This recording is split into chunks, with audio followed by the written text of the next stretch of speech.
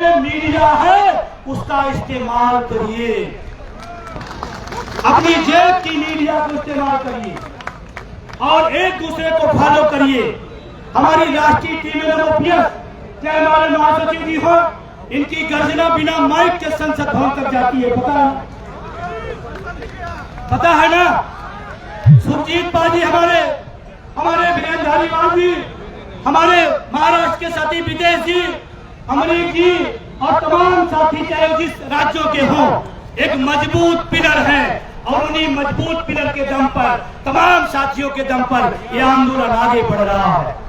मुझे फख्र है अपनी टीम पर, मुझे फख्र है अपने आंदोलन पर, मुझे फख्र है अपने संगठन पर। जिस दौर में घोर अंधेरा है, जिस दौर में तानाशाही चरम पर है, कुछ लोग तो हैं जो आवाज लगा रहे हैं, कुछ लोग तो हैं जो आवाज लगा रहे हैं। और अकेला जो प्रोटेक्शन आए हुए यहाँ पर, उनसे अनुरोध है कि आपकी परमिशन 1 बजे तक थी, 1:30 बज चुका। प्रशासन से ये पता है, ये प्रशासन को भी पता है और सरकार को कि विजय बंधु की आवाज पूरा करा जाए। आप सहमत हैं? विजय कुमार बंधु जी को बोलने से प्रशासन द्वारा रोका जा रहा है। आप सुन सकते हैं प्रशासन की आवाज। मैं प्रशासन की पूरी मदद करूंगा, मेरी आवाज जाने दीजिए, मैं प्रशासन की पूरी मदद करूंगा। प्लीज जल्दी खत्म कर दूंगा, जल्दी खत्म कर दूंगा, बिल्कुल मैं खत्म कर दूंगा। मेरा सहयोग करें, आप शांत रहें, मैं खत्म कर दूंगा। अरे हो गया, आपने अनाउंस कर दिया ना, देख रहे हैं आंदोलन को, आप देखो ये जो चीज है, पुलिस प्रशासन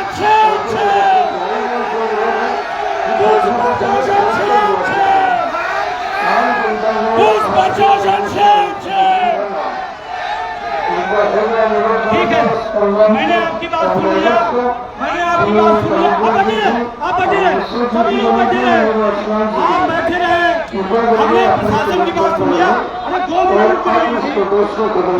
मिनट, 2 मिनट रुक जाइए। अब इतना निवेदन किया जा रहा, आप सोचो क्या भगत सिंह इसी दिन के लिए कुर्बानी दिए कि आजाद भारत में हम अपनी बात न कर पाए, यही इसीलिए चंद्रशेखर ने अपनी कुर्बानी दी थी। मैं निवेदन कर रहा हूं प्रशासन से, आपकी गाइडलाइन से चलूंगा, लेकिन थोड़ी बात थोड़ा समझ लीजिए। आपकी भी लड़ाई है, आपके बुढ़ापे में सरकार काम नहीं आएगी, वर्दी काम नहीं आएगा, हमारा खून और पसीना आपके लिए भी काम आएगा, ध्यान रखिए इस बात को। अभी हमारे सामने आप बैठे रहे, आप प्लीज आप बैठे, क्यों भाई आप क्यों जा, बैठे नहीं जा। मैं प्रशासन का सम्मान करता हूं, उनके गाइडलाइन से चलूंगा, लेकिन आप बैठे रहे। अभी टीटी का मामला है, टीटी का मामला आ जानते, टीटी क्या सही है क्या?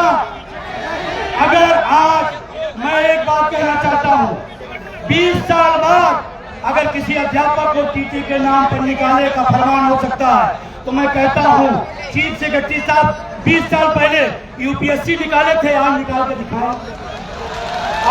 दिखाए। आप सोचो, और इस देश में क्या हो रहा, निजीकरण, सारी संस्थाएं खत्म, निगमीकरण, संस्थाएं खत्म, सरकारी व्यवस्था खत्म। इस देश में जब सरकारी व्यवस्था नहीं रह जाएगी तो लोअर और मिडिल क्लास मर जाएगा। मैं जाने वालों से मैं कह रहा हूं 2 मिनट खड़े रहिए। आए विजय, पहली गोली विजय बंदूक पर चले, क्यों हैरान हो यार? इतना डरपोक हो क्या? लाठियां चलेगी तो हम लाठी खाने पे आए, आप क्यों हैरान हो? इतने भगत सिंह की कुर्बानी को याद करते हो और घोड़ा उठा के चल देते हो, गजब की बात है। मैं आपसे निवेदन करना चाहता हूं,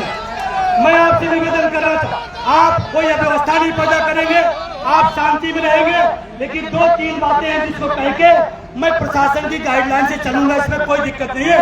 और हमारे लोग पढ़े लिखे हैं, मुझे गर्व है इस मेरे सदन में हर आदमी पढ़ा लिखा है, प्रधानमंत्री मुख्यमंत्री के सदन में पढ़ा लिखा भी, और यहाँ सब पढ़े लिखे लोग हैं नहीं।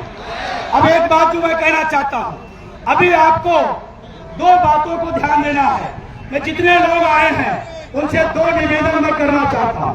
इस आंदोलन को अगर आप बढ़ाना चाहते हैं, इस आंदोलन को आप जीत की तरफ ले जाना चाहते हैं, तो आज से मेरा ये संकल्प है, आपके माध्यम से अपनी कलम चलाओ, आंदोलन बढ़ाओ। कलम चलाओ, कलम चलाओ, कलम चलाओ। अगर आपने अपनी कलम नहीं चलाई तो प्रशासन की तानाशाही और इस देश की मीडिया की ओझल राजनीति हमको आपको खत्म करने में लगी है। आज ये नारा मैं दे रहा हूँ, कलम चलाओ, आंदोलन बढ़ाओ, कलम चलाओ, कलम चलाओ। और एक निवेदन और है, इस आंदोलन से 2025 चल रहा है ना, 2025 चल रहा है। आज से आप संकल्प लेके यहाँ जाइएगा कि इस आंदोलन में हर व्यक्ति कम से कम 25 आदमी को जगाने और जोड़ने का काम करेगा। 25 आदमी को जगाओ और जोड़ो इस आंदोलन से। और आपको बताते हुए खुशी हो रही, हम लोगों ने रामलीला के ऐतिहासिक मैदान में एक बड़ी ऐतिहासिक रैली किया था। हम इस बार भी रैली करना चाहते थे रामलीला में, लेकिन पता नहीं क्यों शासन प्रशासन को NMOPS की रैली अखरती है। अखरती इसलिए है क्योंकि मैं पूछता हूं, अभी आपके सामने धनखड़ साहब इस्तीफा दिए थे उपराष्ट्रपति पद से, वो इस्तीफा दे करके पता नहीं कहां चले गए, दुनिया उनको ढूंढ रही थी, वो पेंशन ढूंढ रहे थे। और धनखड़ साहब गए राजस्थान, हम पहले वहां के विधायक थे, उसकी पेंशन उपराष्ट्रपति की 2 लाख और सांसदी की 45,000, विधायकी की 32,000, 3.25 लाख रुपए धनखड़ साहब पेंशन लेते हैं। 3.25 लाख रुपए। सोचो आप, वो विधायक थे, सांसद थे, मंत्री थे, राज्यपाल थे, उपराष्ट्रपति थे। अगर उनको जरूरत है पेंशन की तो हम बहुत छोटे से कर्मचारी हैं, हमको ज्यादा जरूरत है।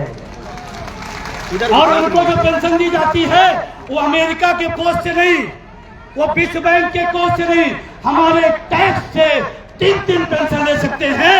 एक पेंशन हमारा भी हक बनता है, गलत तो नहीं हो। और मैं पैरामिलिट्री के बारे में कहना चाहता हूँ, यहाँ उनकी ड्यूटी भी लगी है। हजारों किलोमीटर दूर घरों से अपने परिवार बच्चों को छोड़ करके 0 टेम्परेचर में कश्मीर के घाटियों में, बादलों में, उन परिवारों को, आपको, हमको सुरक्षा देने के लिए अपनी कुर्बानी देते हैं। धनखड़ को 3 पेंशन मिल सकती है, इस देश के अर्धसैनिक बलों को क्यों नहीं मिलती? ये सवाल है मेरा।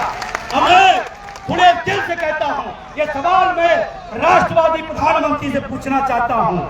अगर आप पेंशन के हकदार हैं तो अर्धसैनिक बल पेंशन का हकदार क्यों नहीं है? ये कौन सा राष्ट्रवाद है? ये कौन सा राष्ट्रवाद है? ये मैं सवाल करना चाहता हूँ। और आपसे 2 बातें और करना चाहता हूँ। मैं साथियों से निवेदन करना चाहता हूँ, सरकारी और दलाली संगठनों के चक्कर में नहीं पड़िएगा। और ध्यान रखना, वो समझा रहे नहीं, सरकार पेंशन दे या ना दे, आप हमारे पक्ष में रहिए। हम OPS के पक्ष में हैं, OPS के पक्ष में हैं। एक बार हाथ ऊपर करिए, OPS के पक्ष में हैं, सभी लोग OPS के पक्ष में हैं। एक बार नारा लगाइए, OPS जिंदाबाद, OPS जिंदाबाद, OPS जिंदाबाद,